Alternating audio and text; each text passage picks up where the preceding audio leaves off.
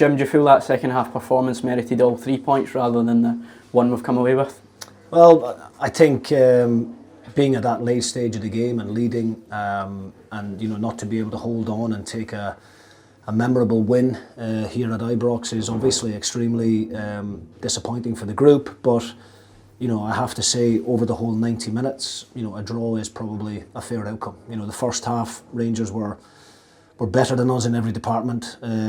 For some reason, we were just that little bit short in our press. We always seemed to be a half a yard late to the ball, and the gaps between the defence, the midfield, and the strikers was far too big. So it's at half time, we were able to show the players that we were able to make some little adjustments, and I thought in the second half we were able to get that press a little bit better, force Rangers into turnovers, and we scored a couple of really good goals. The goal that we conceded in the first half, for all the good play that Rangers had, the goal is one that kind of infuriates me, to be honest, because we turn over possession in a really dangerous area. We make the wrong decision with the pass, and 10 seconds later the ball ends up in the back of our net. So we need to get better in those moments. But the reaction and the response from the players was everything that we wanted.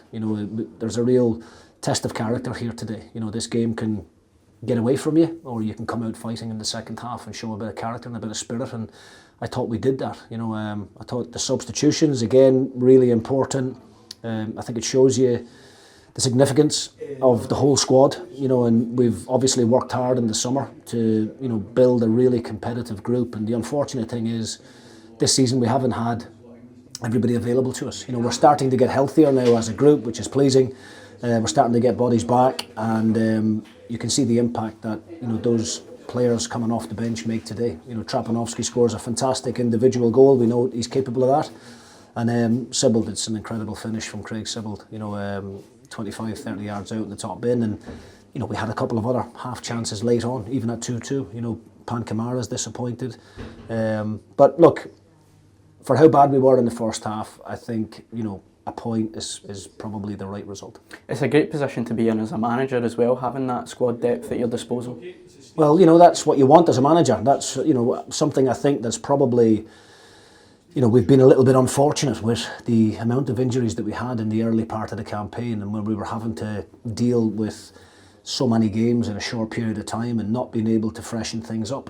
Today we had players coming back from international duty like Kamara, who's not had a break all season. He's been away and doing a lot of travelling. So today we left him out of the starting 11, knowing that we had him there if needed. I thought he was brilliant when he went on. Nico Moller, outstanding. Julius done a great job for the team out of possession, but getting tired due to lack of minutes. But everybody played a part in that second 45. But the message to the players is we can't afford to just play for 45 minutes. The last 3 games now, we've been a little bit slow out of the traps against Kilmarnock, Livingston and Rangers. We've been given the opposition, an advantage, and we've had to come from behind to try and take something from the game like we have done the last couple. But we know what we're capable of as a group. I think the fans can see that, and they travelled through here today in great numbers again. And the first half we gave them nothing to cheer about. The second half was a lot more like we know we're capable of being, and the supporters have bought into what we're trying to do, and I'm delighted that we were able to give them a couple of goals to cheer today. Just really disappointed we weren't able to hang on and get that memorable result that we're all so desperate for. You're speaking about slow starts there in kind of the last 3 games, so how do you go about addressing that as a manager? Well, we've had discussions within the group, and we're all in agreement. There's nobody denying the fact that it hasn't been good enough from the beginning of the last 3 performances, but it's a really competitive league that we're in. Sometimes you've got to credit the opposition. I knew today was going to be difficult because of the change in management team. Had we played here 2 or 3 weeks ago, this place was toxic then. Today the supporters got what they wanted in the removal of the manager, and that was bound to give them a lift. That's probably the first time that it was a full house here in a long time. And that certainly gave their players a bit of a lift in the first half. But we got to grips with it at half time. We made the changes necessary, and as I said, over the whole piece, it's probably a deserved result.